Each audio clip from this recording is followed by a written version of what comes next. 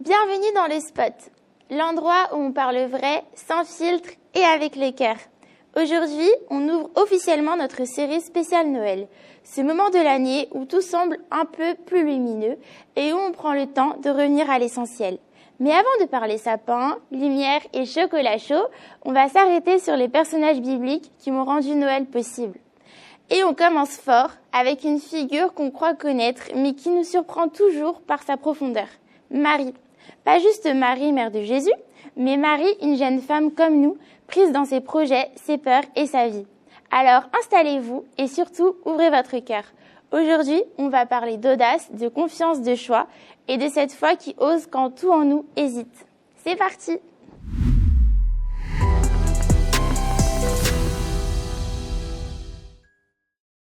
Aujourd'hui, nous avons le plaisir d'accueillir 3 jeunes. Je vais les laisser se présenter. Nous avons Valentine. Je m'appelle Valentine, j'ai 19 ans. Je suis étudiante en géographie. Bonjour, je m'appelle Ré, j'ai 19 ans aussi et je suis en BTS Tourisme. Merci, super. Bonjour, je m'appelle Sarah, j'ai 19 ans et je suis en 2e année de sciences sociales. Merci les amis d'être venus aujourd'hui. Ça me fait énormément plaisir de vous avoir avec moi. Je vais vous poser une question. Alors, imaginez, vous avez 16 ans et là, vous êtes fiancés et tout le monde attend que vous suiviez la norme de base, etc. Et tout. Et il y a un événement qui vient chambouler votre vie. Comment vous réagirez? Imagine tu tombes enceinte. Ah, Seigneur. Et comment je réagis? Je pleure. Ok. Je pleure vraiment. Pourquoi? Comment ça, pourquoi je tombe enceinte? Il m'a dit, imagine tu tombes enceinte. Moi, je pleure. Je lui dis pourquoi. Bon, pourquoi? C'est très bien. Tu sais pourquoi? Mais Pardon. tu as cherché. Non, en vrai, ça va. Je vais me mettre à réfléchir. Parce que D'accord. ça va tout changer en fait dans ma vie. Mais... Donc quand tu dis que tout va changer, est-ce que c'est pas parce que maintenant, aller à contresens, c'est devenu très compliqué? C'est vrai que c'est devenu compliqué, mais je pense surtout que là, c'est même pas une question d'aller à contresens, c'est que c'est ma vie qui change totalement. J'avais pas prévu de tomber enceinte. Ouais. Bon, Oui. j'avais prévu de rencontrer quelqu'un, mais je me suis pas dit je vais tomber enceinte maintenant. Surtout, j'ai 16 ans, t'as dit? Ouais. T'as 16 ans. J'ai 16 ans. Non, c'est À 16 ans, on n'est pas Horrible. prêt pour... de ouf. C'est terrible. Ok. Ça me fait penser à l'histoire de Marie et j'aimerais qu'on puisse regarder son histoire de manière plus attentive. Déjà, quand vous pensez à Marie, vous pensez à quoi? Dans quel contexte vous pensez qu'elle a grandi? Et d'où elle vient, etc. Moi, je pense à un contexte très religieux. Dans le sens où elle avait l'air d'avoir vraiment connu Jésus, alors qu'elle était quand même très jeune quand on nous raconte son histoire. Enfin, elle était jeune surtout, elle était peut-être plus jeune que nous, ou avoir à peu près le même âge. Et elle est quand même très confiante dans sa relation avec Dieu, j'ai envie de dire. D'accord. Et comment vous imaginez que ses parents ont réagi face à l'annonce comme quoi elle est tombée enceinte, du coup? Parce qu'à l'époque, est-ce que c'était différent d'aujourd'hui? Marie, déjà, dans la société juive à l'époque, c'était mal vu pour une... quand on est adolescente, c'est mal vu de tomber enceinte déjà avant le mariage. Il faut se préserver, il faut rester vierge. Donc je pense que pour des parents, de voir que sa fille arrive avec un ventre, c'est surprenant et ça peut même être décevant en vrai pour des parents. Surtout qu'elle était fiancée à Joseph, non? Donc oui. Anciennement, les fiançailles, est-ce que ça avait une portée comme aujourd'hui le mariage ou c'était plus différent? De ce que j'ai trouvé, c'est pratiquement comme s'ils étaient mariés, juste elle n'habitait pas encore chez lui. Genre, c'est ça. C'est vraiment un peu comme les fiançailles de maintenant, où les gens se fiancent, ils attendent un certain temps pour X raisons, et après ils se marient vraiment quand ils sont capables d'habiter ensemble ou quoi. Après, là, en vrai, c'est différent. Parce que les fiançailles d'antan, tu vois, aujourd'hui, tu te fiancies, après, tu te maries. Alors que là, tu te fiancies, t'es marié, en fait. Ouais, c'est vrai aussi. Mais vous m'avez pas dit de quelle ville elle vient? Ah, Nazareth. La fameuse Nazareth. Et qu'est-ce que, du coup, est-ce qu'il y a eu un impact dans l'image que les gens avaient d'elle, etc. Et même par rapport à sa vie, le fait qu'elle vienne de Nazareth, est-ce que ça a eu un impact? Ça changeait tout, hein. Nazareth, à l'ancienne, c'était... Excusez-moi, mais c'était un peu ghetto, Nazareth. Hein. Quand, je ne sais pas si vous avez vu dans la Bible, à un moment, il y a un disciple qui demande à Jésus, ouais, est-ce qu'il y a quelque chose de bon qui peut venir de Nazareth? C'est une dinguerie de dire ça. Pardon, mais Nazareth, c'est quoi? C'est le trou du monde. 9-3, pardon. Je vais dire c'est les Ouais. Non, c'est une dinguerie. Ok. Et vous pensez du coup que le village était connu ou pas? Non, c'était un peu... Nazareth, à l'époque, c'était un petit village un peu plus en retrait. C'était pas un grand centre comme Dubaï ou comme les grandes villes qu'on connaît, genre New York et tout. C'était un petit village. Donc, on peut s'imaginer que au niveau du profil de Marie, que c'était une jeune adolescente plutôt ordinaire, qui n'était pas connue, quoi. Vous pensez que le fait que ce soit un village assez insignifiant, ça joue un rôle dans l'histoire ou pas? Bah, moi, je pense en vrai, ouais. Hein. Dans le sens où, bah, même toi qui habites dans ton petit village... Non, mais non, pas toi. Hey, don't get me wrong. Genre, pas toi qui habites... Bon, c'est vrai que tu habites dans un village. Mais bref. Non, mais même... Non, mais il est très bien ce village. Pardon. Faut que je défende, c'est ma ville aussi. Pardon. Revenons-en aux faits, s'il vous plaît. Pardon. Non, en vrai, ça montre que Dieu, il nous voit partout, tu vois. Il aurait pu choisir, je sais pas, un mec qui habite, un truc comme ça, à Las Vegas et tout, une ville grave connue. Un mec de Jérusalem, une fille de Jérusalem, finalement. Mais non, parce que bah, Dieu, il regarde au cœur, hein.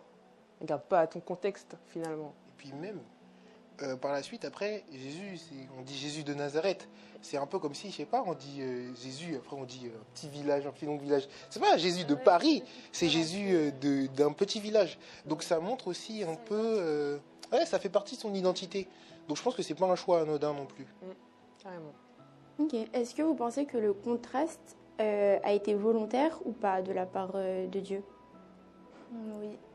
Moi, je pense que oui, parce que le fait d'avoir pris Marie, d'avoir pris ce profil-là, il aurait pu prendre une fille, une reine ou quelqu'un de plus connu. Et le fait d'avoir choisi quelqu'un d'ordinaire pour accomplir une mission, je dirais, extraordinaire, je pense que c'était volontaire de la part... Enfin, tout est volontaire, il n'y a pas de coïncidence dans la Bible. Mais je pense que c'était volontaire de sa part pour nous montrer que Dieu se sert même des personnes les plus faibles. Par exemple, Moïse, il était bègue et Dieu s'est servi de lui pour partager un grand message. Il disait, il avait peur, non, je peux pas, je ne sais pas parler. Dieu a dit qu'il allait prendre du coup Aaron, on en avait parlé en plus tout à l'heure. Prenons ensemble du coup le verset de Luc 1, verset 28 et potentiellement jusqu'au verset 34. Ok.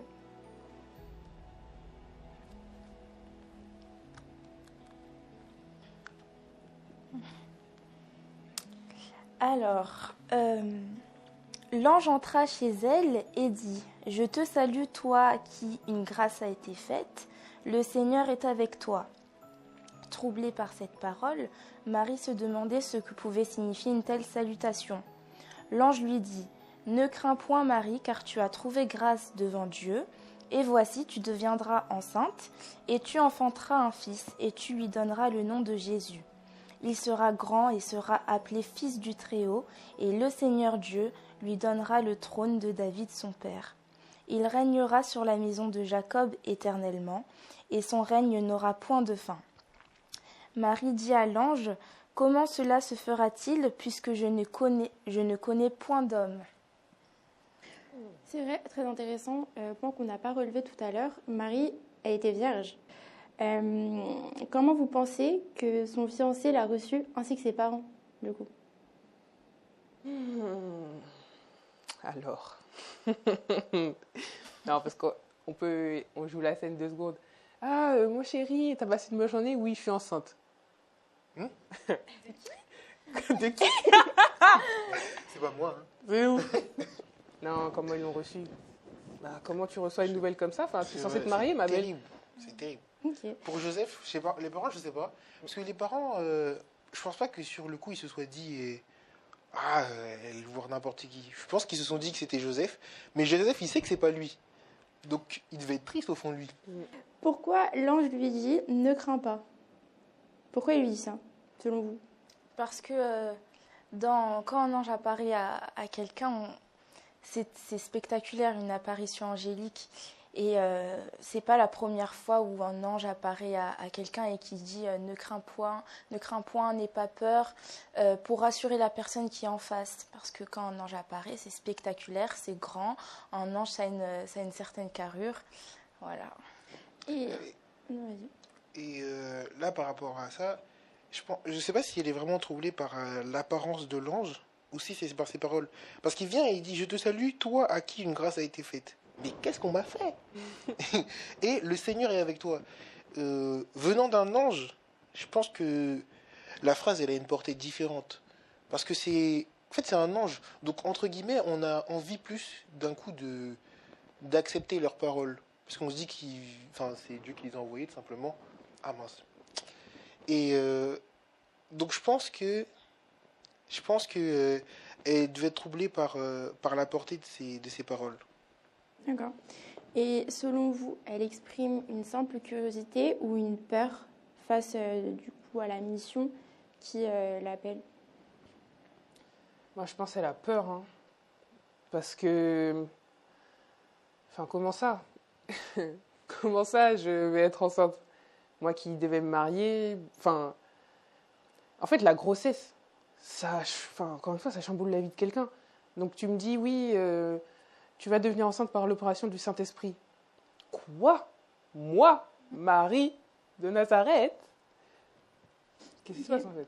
Et je pense que ça vous est déjà arrivé d'avoir un choix à faire et vous ne comprenez pas. Quelqu'un vous demande de faire quelque chose, mais vous hésitez. Et quand ça se passe, est-ce que vous foncez directement tête baissée ou vous attendez? Vous faites quoi dans ces moments de doute? Je peux retourner à Dieu. Hein. Là, je ne l'ai pas trouvé très interrogatif dans le sens où, moi, une situation m'arrive comme ça, je pose plein de questions. Ouais, Je pose plein de questions. Il y a plein de questions J'aurais posé plein de légitimes. questions à Dieu. Et là, c'est vrai qu'elle a été assez... En fait, j'ai l'impression, moi quand je lis, peut-être que j'ai même l'impression qu'elle n'a pas vraiment peur. Elle a été troublée au début, et j'ai l'impression que dans le reste, dans la façon dont elle discute, que c'était assez clair dans sa tête. Je n'ai pas trouvé si hésitante, voilà, si hésitante dans son choix. Non, c'est réel. Dès qu'elle a compris que c'était Dieu, elle avait l'air très sûre. Et en fait, c'est là on a compris pourquoi Dieu l'a choisie, elle. Parce que certaines personnes auraient posé d'autres questions, parce que là, c'est littéralement sa vie qui est en jeu. C'est sa réputation. Sortir en public avec un ventre, c'est pas glorieux pour elle. Puis Joseph, il allait être déshonoré. Une humiliation pour elle, pour sa famille. Il y a beaucoup de choses qui rentraient en jeu, et puis c'était sa vie qui pouvait basculer du tout au tout pour cette mission. Mais pourtant, elle n'a pas été très hésitante. Elle a demandé comment cela se fera-t-il. Je n'ai connu point d'homme. Et l'ange a continué à lui parler, et elle a accepté. Sans doute, sans poser plus de questions, avoir plus d'interrogations que ça, elle a dit ok. Qu'il en soit ainsi. C'est vrai. Et si du coup pour vous elle n'a pas eu peur et qu'elle ne s'est pas posé de questions, pourquoi l'ange a eu besoin de lui dire que sa cousine Élisabeth était enceinte au moment où il lui a annoncé qu'elle allait attendre le Messie? Est-ce que c'est une coïncidence ou est-ce que Dieu a fait exprès? Moi, je pense vraiment Dieu l'a fait exprès. Dans le sens où il annonce, comme tu viens de dire, quelque chose, elle est d'accord. Et pour que Dieu lui fasse comprendre que t'inquiète, c'est vraiment moi qui ai la main, parce que j'ai fait aussi la même chose avec ta cousine, en fait, avec Élisabeth. Donc je pense que c'est une manière de la réconforter, en fait, la rassurer simplement. Et puis aussi, peut-être que je suis hors sujet, c'est possible. Mais je pense que Marie devait aller voir sa cousine, parce que c'est quand Marie est allée voir sa cousine qu'elle a reçu le Saint-Esprit. Pas Marie, mais sa cousine. C'est à ce moment-là. Alors que l'ange, on le verra un peu plus tard. Mais quand il parlait à Zacharie, il disait que l'enfant aurait le Saint-Esprit. Mais c'est que quand Marie, en tout cas c'est précisé, quand Marie est venue, qu'à ce moment-là, ils ont reçu le Saint-Esprit. Donc je pense que ça fait partie du processus. Et est-ce que dans vos vies, vous avez des personnages du type Élisabeth? Est-ce que finalement, dans notre vie de tous les jours, on n'aurait pas une Élisabeth qui nous aide et qui nous permet de nous stabiliser quand, des fois, dans la vie, ça va très mal? Ce sera pas toi, mon Élisabeth. J'ai pensé à toi, mec, aussi. Tu es Elisabeth? Nous sommes Elisabeth. Elisabeth. Non. C'est mon Elisabeth, franchement. Ouais, de ouf. Après, la famille. Ouais. Et les amis, hein. Ah, genre vraiment, les amis aussi. Dieu, il parle vraiment. Enfin, en tout cas, pour moi, Dieu, il parle vraiment à travers mes potes. Il donne un entourage qui fait que, ouais. Et dans la phrase « rien n'est impossible à Dieu », qu'est-ce que vous comprenez dedans? Par rapport à Marie? Oui. Bah, je pense que tout est dans le... Enfin, tout est... Pour moi, c'est juste ça. Moi, je pense que avant de dire rien n'est impossible, il a parlé d'Élisabeth. Il a expliqué la situation dans laquelle elle se trouve. Je pense que c'est pour avoir un appui, pour avoir comme un repère, comme on l'a dit. Et après, il conclut par « rien n'est impossible ». Ça veut dire que si c'est le cas d'Élisabeth, ça peut être aussi ton cas. Rien n'est impossible à Dieu. Sauf qu'en fait, Élisabeth, elle était enceinte de Jean-Baptiste, un disciple. Mais elle, Marie, elle n'était pas enceinte que d'un disciple, elle était enceinte du Fils de Dieu. Donc c'est autre chose. Donc ça a encore une plus grande dimension qu'Élisabeth. Vous voyez ou pas? Et est-ce que Dieu ne fait pas des fois des miracles pour nous aider à croire et à continuer à avancer avec lui? Pour nous aider à croire. J'aurais pas dit aider à croire. Parce que si Dieu aide telle personne à croire, je prends un peu en mode ça fait favoritisme de toute façon. Je vais l'aider elle, toi je vais pas t'aider, c'est pour ça que tu crois pas. Mais au contraire, tu vois, je vois vraiment la foi comme... c'est un acte volontaire. Ça veut dire que si je crois, c'est parce que j'ai choisi de, tu vois. Et comme Dieu, il va voir que tu es bien disposé, tu veux vraiment aller vers lui, là, il va dire, ah bah regarde, t'as vu, t'as cru, et regarde ce qui est arrivé. Ça veut dire que les actes de Dieu, c'est plus une récompense, tu vois. C'est pas l'origine de la chose. Mais ce que tu dis me fait penser au fait que elle a dit « Je suis la servante du Seigneur ». Donc, c'est une réponse à la résilience. Mais est-ce que, pour vous, ça vous choque ou ça vous inspire dans votre vie de tous les jours? Ça vous fait quoi? Et qu'est-ce que vous retenez par rapport à son comportement pour vous plus tard? Pour moi, je me dis, c'est vraiment comme ça qu'on devrait, entre guillemets, faire quand le Seigneur nous appelle. Parce que c'est soit tu as confiance, soit tu n'as pas confiance. Si tu as confiance, tu vas sur... Et limite, comme Marie, tu poses pas de questions. Elle a posé qu'une seule question. Moi, je trouve ça faible toujours. Mais elle a posé qu'une question, elle a eu sa réponse, et du coup, elle a avancé. Alors que, bon, même on l'a vu dans la Bible, ou peut-être dans nos vies, enfin, personnellement, dans ma vie, je peux poser plus de questions. Oui, mais Seigneur, t'es sûr? Alors que Marie, elle est juste allée, elle a accepté, elle a fait confiance à Dieu sans... Voilà, juste de la confiance. Parce que c'est ça, tu dis, elle a posé une question. Mais la question, c'était pas du doute. C'était juste, ok, tu m'as dit que ça va se passer comme ça, comment tu vas le faire? C'est tout, ça veut dire, je comprends ton plan, on avance, dis-moi juste ce que je dois faire dans ce plan-là, en fait. Si on revient sur la naissance de Jésus, le Fils de Dieu, et donc de Marie par adoption, pourquoi Jésus naît-il dans une étable, selon vous? Est-ce que ça a un lien avec ce qu'on a dit depuis le début? Non. Bah oui, enfin, c'est un lien avec ce qu'on a dit depuis le début parce que les Juifs attendaient un Messie venant du ciel dans toute sa gloire et dans toute sa splendeur et sa magnificence. Et là, on a un Messie qui arrive dans une étable à côté des animaux. Ça sent pas bon en plus, vous voyez? Ça sent pas très bon. C'est un peu, c'est disgracieux, c'est même rabaissant, je dirais, pour la venue du Fils de Dieu. C'est pas ce à quoi on s'attendait en fait. Et pourtant, il est arrivé comme ça, d'une mère modeste et ordinaire, du coup, de ce qu'on a compris, qui ne devait pas avoir une très très bonne réputation. Donc, voilà. Qu'est-ce que ça dit de Dieu par rapport à la manière dont il appelle les gens? Parce que Marie a quand même donné naissance à Jésus dans une étable. Qu'est-ce que ça dit sur l'humilité de Marie? Moi, je le vois en mode... en gros, là où tu iras, j'irai, genre.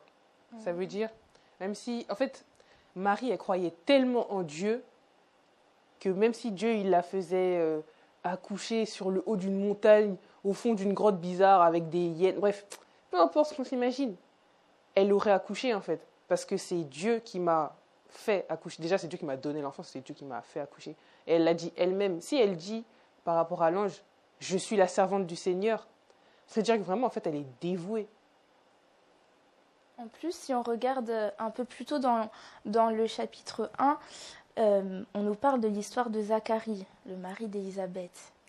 Zacharie, lui, c'était... Si on fait un parallèle avec l'histoire de Marie, Zacharie, c'était un homme pieux, un homme qui craignait l'Éternel, qui marchait dans la droiture, qui était habitué au service et qui connaissait ce genre d'histoire. Dans la Bible, il y a déjà eu des miracles comme Abraham et Sarah qui ont un enfant, alors que Sarah elle avait plus ses règles. Et là, c'est ce qui lui arrive à lui. Et pourtant, on a vu comment est-ce qu'il a réagi, total en opposition avec la réaction de celle de Marie.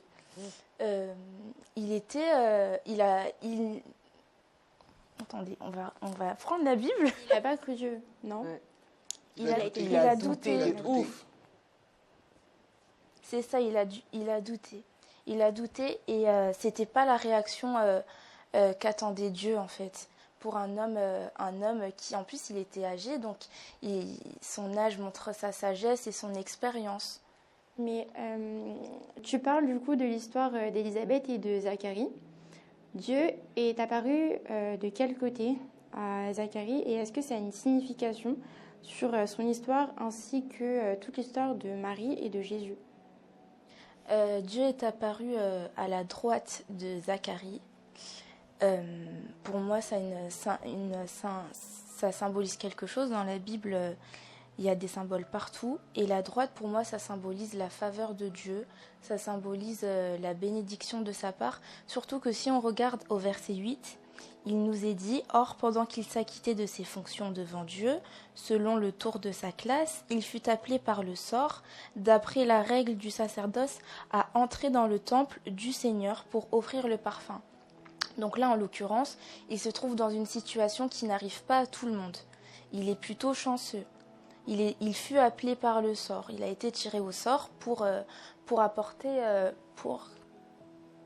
offrir le parfum dans le temple du Seigneur.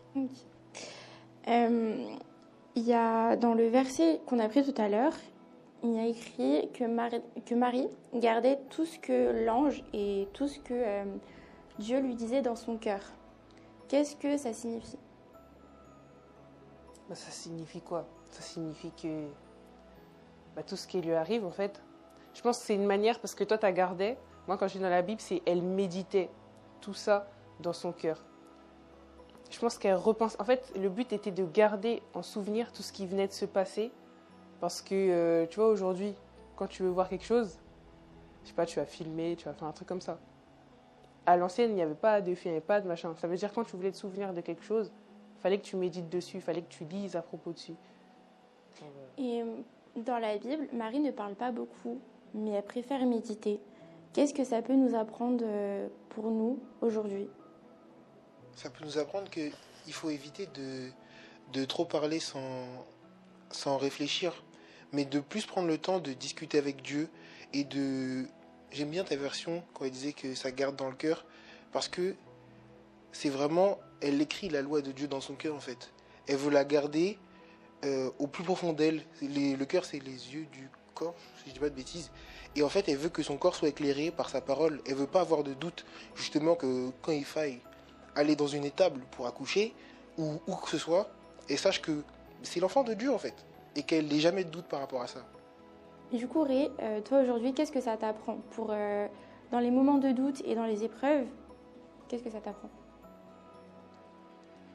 Ça m'apprend à faire confiance à Dieu, à essayer de toujours me rappeler, à toujours, comme je dis, écrire dans mon cœur qu'il est là et que c'est lui qui gère la situation et qu'il n'y a rien qui puisse m'arriver qui ne soit passé par son aval. Si vous deviez retenir une chose de l'histoire de Marie et dans la manière de tenir bon dans les épreuves, qu'est-ce que vous retiendrez?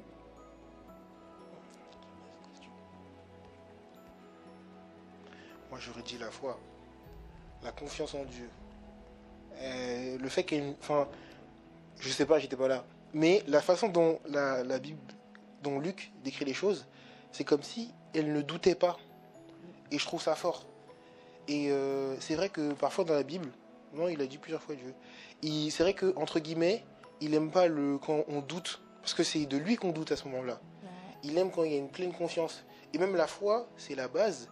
Et la foi, c'est un peu une sorte, entre guillemets, un synonyme de confiance. Ou l'inverse, vice-versa. Et donc, je pense que cette confiance qu'elle avait en Dieu et en sa parole, j'admire un peu. C'est vrai que c'est vraiment une dinguerie. Hein. En plus, si on regarde, l'interaction est tellement courte entre l'ange et Marie. Elle a parlé 2 fois, la première fois pour poser sa question, et la dernière fois, je suis la servante du Seigneur, qu'il me soit fait selon ta parole. Et l'ange la quitta. Et c'est fini. En gros, elle a pas cherché à débattre ou elle n'a pas montré ses interrogations. Forcément, elle devait en avoir, mais elle les a pas montrées. Donc ça montre vraiment, c'est la foi. La foi, c'est la démonstration des choses que l'on ne voit pas, de celles qu'on espère. Tu vois? Non, c'est réel. Et même, tu sais, ce que tu viens de dire, ça me fait penser au fait que Dieu, il n'est pas arrivé dans la vie de Marie comme ça. Boum, t'es enceinte, crois en moi. Si Marie a eu ce réflexe-là, c'est qu'en fait, vraiment, comme écrit dans la Bible, celui qui est fidèle dans les petites choses sera dans les grandes. Ça veut dire au fur et à mesure de sa vie, elle a fait confiance à Dieu. Ça a commencé par des petits trucs et tout. Même si elle venait de Nazareth. Surtout, elle venait de Nazareth. Donc elle a dû être confrontée sûrement à des choses, bref, compliquées. Mais face à ces choses compliquées, elle a continué à faire confiance à Dieu, en fait. Et ce qui a fait que elle a pu dire sans mentir, je suis la servante du Seigneur, et que Dieu l'a choisie, elle, parce qu'elle connaissait son cœur, parce qu'il connaissait son cœur. Mais en 2025, aujourd'hui, je ne parle pas à Marie, mais je parle à Valentine, à Ray et à Sarah. Vous, dans votre vie actuelle, et je pense que vos réponses pourront aider les jeunes qui nous regardent, comment vous pouvez appliquer l'histoire de Marie dans votre vie? Ce que du coup vous m'avez dit tout à l'heure, comment vous pouvez l'appliquer? Après la pluie vient le beau temps. Hein. Ça, je crois, dans ma vie. C'est un peu un proverbe commun, si on peut dire ça, que j'ai toujours gardé. Parce qu'en fait, même quand c'est dur, même quand tu passes par, on va appeler ça la dépression, tu vois, mais les moments les plus deep de ta vie où tu remets tout en cause, il y a forcément un moment où la lumière reviendra, en fait.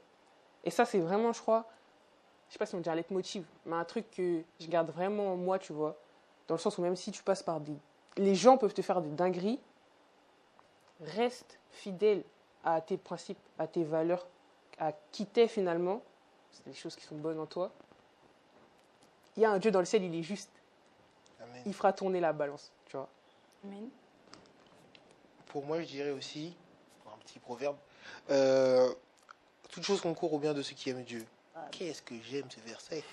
Parce que c'est pas, oui, certaines choses concourent au bien de ceux qui aiment Dieu, ou la plupart des choses concourent au bien de ceux qui aiment Dieu. C'est tout ce qui t'arrive dans la vie, même si tu as l'impression que c'est la fin du monde, que le ciel te tombe sur la tête, que tout le monde te rejette, ou que ta vie va être perdue en fait, qu'on te met devant un dilemme impossible, et ben ça concourt au bien parce que t'aimes Dieu en fait. C'est pas si Dieu t'aime, bon Dieu nous aime, on sait déjà, mais c'est si t'aimes Dieu, tout ce qui pourra t'arriver va concourir à ton bien en fait. Voilà. C'est pour que tu grandisses. C'est pour que tu grandisses.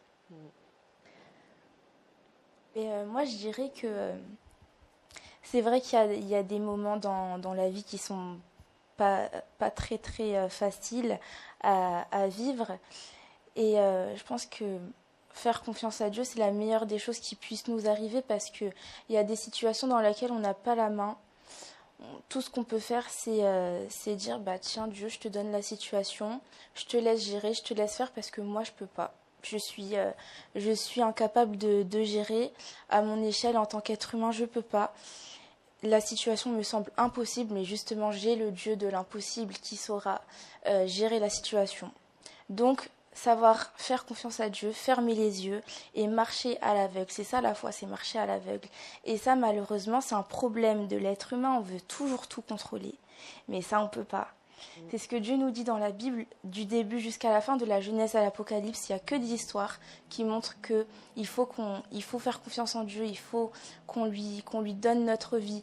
Et quand on lui dit on veut s'abandonner à toi, quand on chante dans nos cantiques ou dans les chansons qui nous disent on te fait confiance, on veut s'abandonner à toi, il ne faut pas que ça s'arrête qu'à des paroles en fait. Il faut que ce soit dans la vie de tous les jours, il faut que ce soit concrète et de manière empirique et pratique, et pas que théorique, vous voyez. Et même là, on parle ensemble autour de ce sujet, mais que dans nos vies personnelles aussi, on puisse vivre l'expérience de la foi, qu'on puisse la vivre de manière concrète. Merci beaucoup les amis, c'était super. Merci vraiment. Et